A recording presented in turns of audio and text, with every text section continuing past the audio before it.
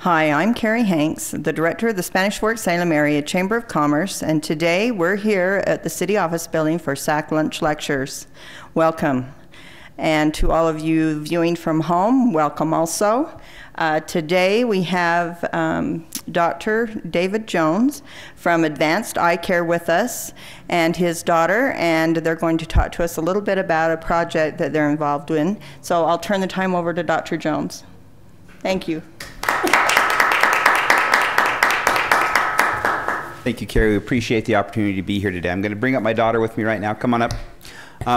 This is my daughter, Kelsey, and we're going to kind of team lecture today. Lecture may be a little bit more formal than we'll keep it.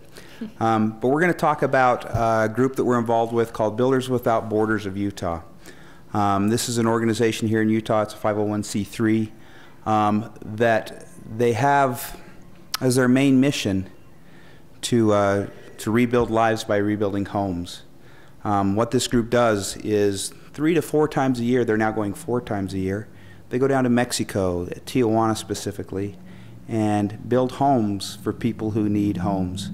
In addition to doing that, they do a lot of other good, and we'll just talk about kind of what it's like to go on a trip. The reason my daughter's here, she went with me. I want to give just a little broader perspective of the trip than I would just give, and so we'll just do that. We've got a little slideshow presentation.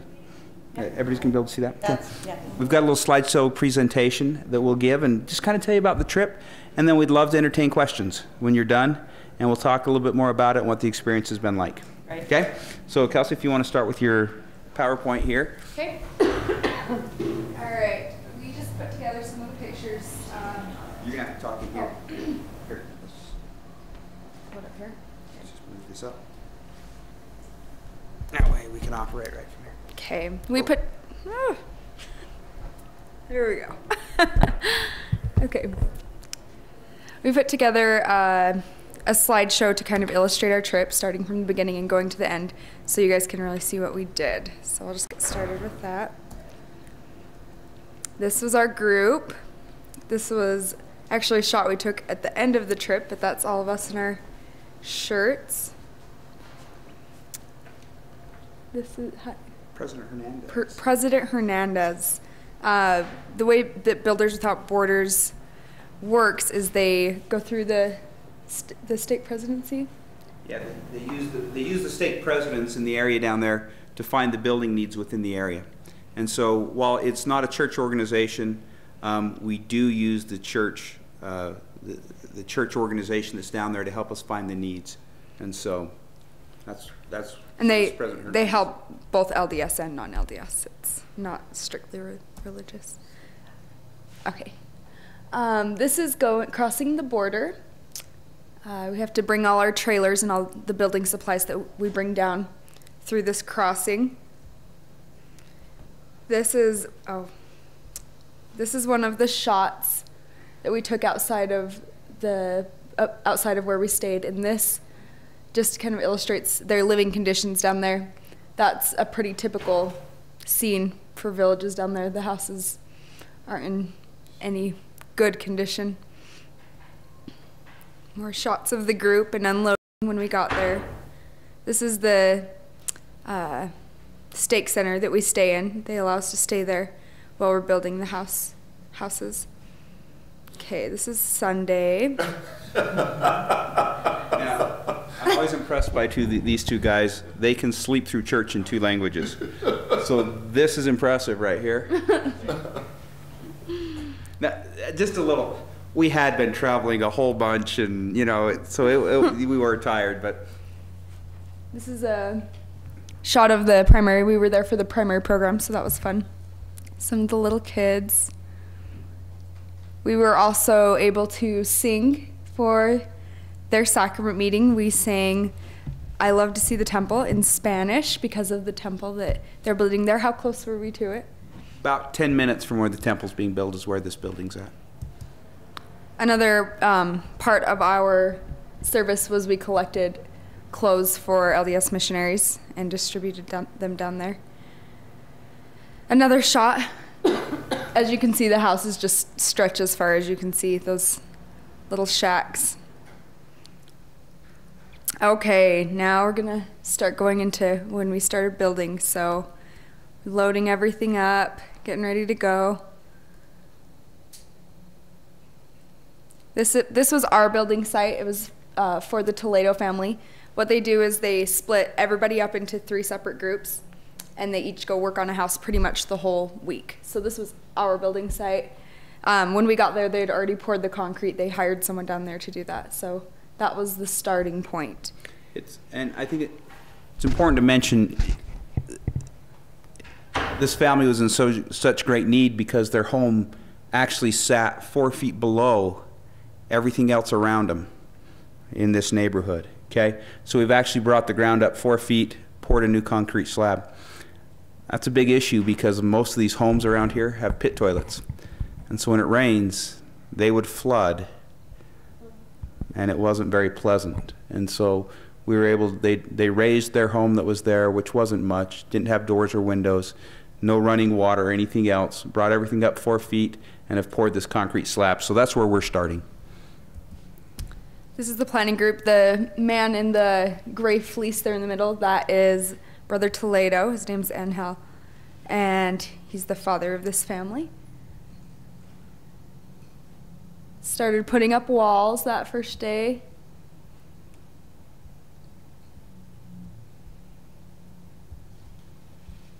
That's the mother of the family.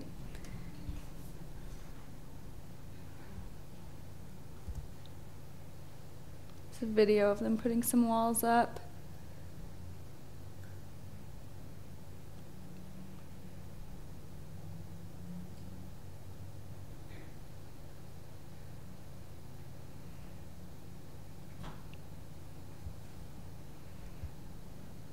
That right there, they're cutting, are they cutting for the shower right there?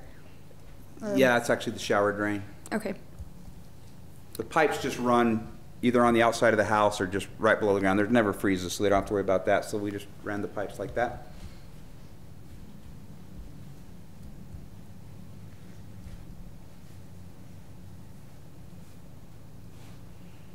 That's the back wall they're putting up.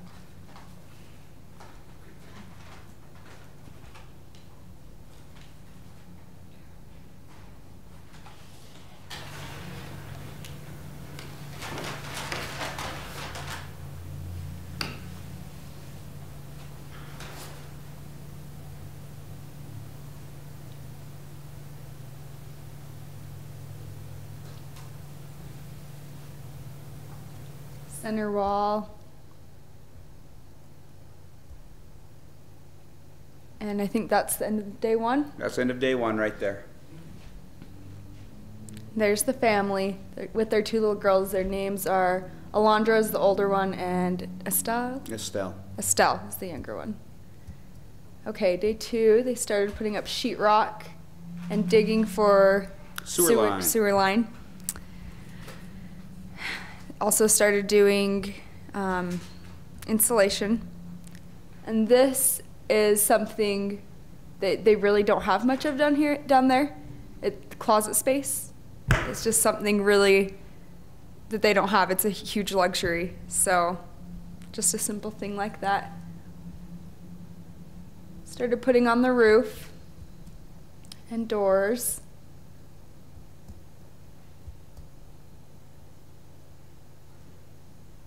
And there's the end of day 2. That was a little joke we had around ours. 2 days since accident. Just like they have workplaces.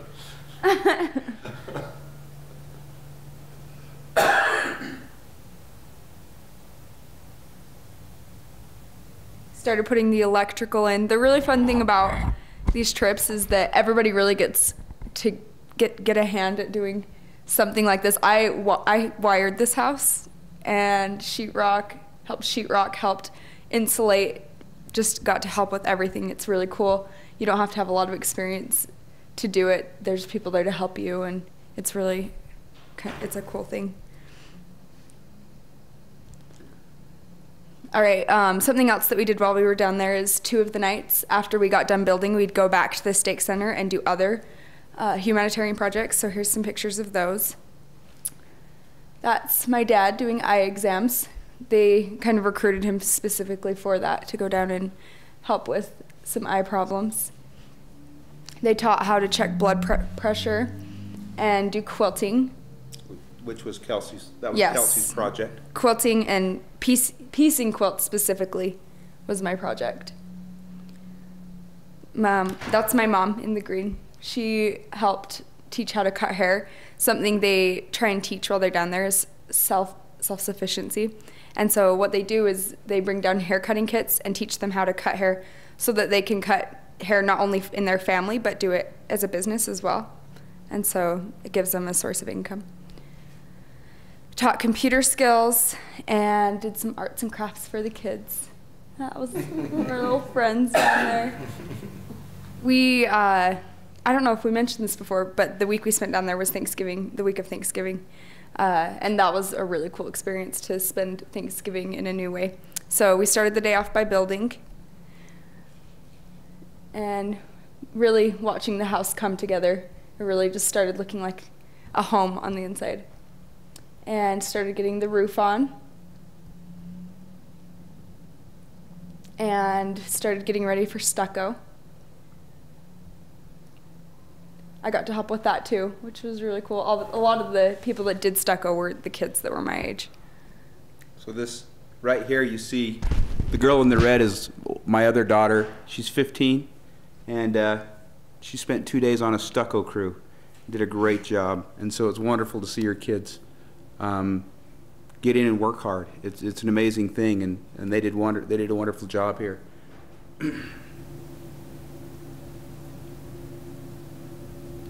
This is them getting ready to they put just a simple countertop in on just like, what, 2x4 legs and a sink. And we actually were able to get some cabinets donated, and that's another really rare thing. They just don't have cabinets. There's Estelle with the cabinets, and that's our group on the end of Thanksgiving Day. So here's the Thanksgiving dinner that the Relief Society cooked for us. It was different than we normally eat for Thanksgiving, but it was really good. Have some quesadillas there. They were the best quesadillas ever. Those are the missionaries. They came and ate with us too. That was what our Thanksgiving dinner looked like. They had a really good turkey with, what was it, like salsa? I don't know. Spicy sauce on it. Different way to have turkey. It was really good. It was all shredded turkey. And that was our little friend. Okay, the final day we did a dedication program in the morning, and then later that night we finished up the houses. So these first pictures are pictures of us going around and dedicating each of the homes. So, how do you say that? Cuevas. Cuevas. This is the Cuevas home. She's the mom of the family, and this was the group at the dedication. That's a picture, if you can see the girl in the red and then person in the yellow. That's their house right there. It hasn't been stuccoed yet. There's another picture of the other side. It's been stuccoed. This is the inside. That's just their basic countertop, and then we were able to get them a fridge as well. This is the Toledo home, the one that we worked on. So there's the family again, and there's Alondra and her friend. And that's them with the keys to their house. It's a really cool experience to be able to I didn't hand them the keys, but to watch them be handed their keys, and this is their brand new life, and it just really changes things for them. That's our family with them, with the Toledos.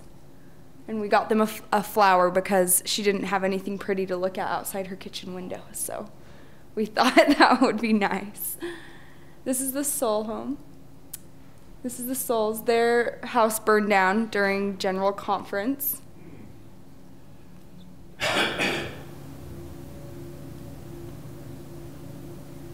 And now this is us going back to really just finish everything up before we leave. So we're finishing stucco, that's the shower, the inside of the shower. They just put up some really thin plastic covering over it. And we actually did something kind of dangerous and worked clear till dark. We were told not to stay till not to stay when it started to get dark. So this was about the latest we ever stayed because we just really wanted to finish. And one of the things that the Toledo home that the parents requested were desks for their girls so that they could study. So this is Alondra at her desk, and we were able to bring some books and school supplies down for them also. That's their kitchen and bathroom. And that's it. That's the slideshow. I think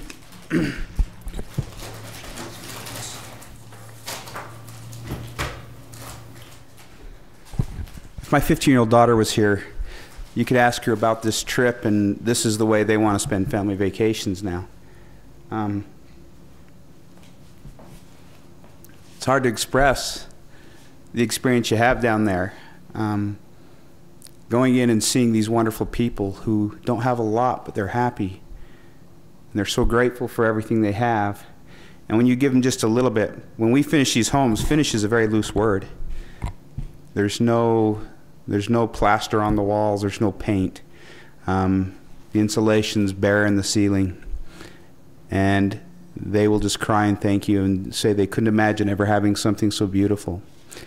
And this changes families for generation. This isn't just a one-time thing. The family now has a place of safety. They're not used to having doors. They have a place for generations for this family to come back to, and it changes a lot of things. The humanitarian efforts spent down there and helping them to be more self-sufficient, give them a sense of pride and help them move forward. These people are wonderful and happy. They take very good care of themselves. When we initially showed up on Sunday for church, and they all came in and they looked wonderful and everything, and beautiful and clean and everything. And I'm just saying, wow, I thought these people were poor. And one of the guys down there said 90% of them don't have running water. So they showered in a bucket this morning to come looking this great. They washed their clothes on a washboard. But they looked awesome. And to go down and be able to help these people just have a little bit more and to feel their appreciation was wonderful. It's an amazing thing that happens when you go down and you give, because you're not sure who got the most out of the exchange. I'm sure those people would say they did, but I don't believe it at all, because I know we walked away with a greater appreciation for what we have, a better understanding of how to be grateful for what we do have, and a whole bunch of new friends who you just love dearly when you're done. It's a wonderful, wonderful thing. I guess the reason I would bring this to you today is just to, one, tell you how wonderful it is to go and do something like this, and two, encourage anybody who'd like to be involved. It's very simple to become involved, and it'd be a wonderful experience for anybody's family. And so I'd love to talk with anybody about that. If they'd be interested, I'd love to talk with them about getting involved with this group. It is an awesome thing. We have just so many more friends both here. One of the interesting things, we were walking through Barnes & Noble the other day, and my 15-year-old daughter said, "Dad, I know that guy, I know that guy." And this is in Orem. And I'm looking, I said, "Where?" And so she took me over and showed me. She's right down there. It was one of the high councilmen, Brother Lyle, from down in Tijuana. And I said, "You know, Brother Lyle, what are you doing up here?" Well, they've just moved up to Springville from Tijuana. And he's an American citizen. He actually just went down there to live for a while, to try to help down there for a while, and they just moved back. But he told us the missionary clothes we took down, when down there, in order for a missionary to go on a mission, he has to have 2 white shirts, 2 pairs of pants, a pair of shoes, belt, a couple ties. And most can't go because they can't get that together. And since we left down there in November, they have sent out 5 missionaries with the clothing that we were able to provide. And so it's just a wonderful thing to be involved with. I'd love to take your questions. Anything now? We can... Let them know how they can get a hold of you, Dr. Jones, in case they're interested in supporting your efforts. If you'd like to get involved, and to go down or anything else, it's very simple, but you can just call me. You can get me in my office. My office number is 801-798-5341. Pop in and see me. We're right there by Macy's. You can find us there. Pop in and see me just any way, and I'll help you get involved. You can also go to Builders Without Borders of Utah.org, and there's information there as well. And so that's just a wonderful, wonderful thing to be involved with. You know, some questions I've had, what about safety? because that's a concern that I had going down. I mean, we were really worried about going down.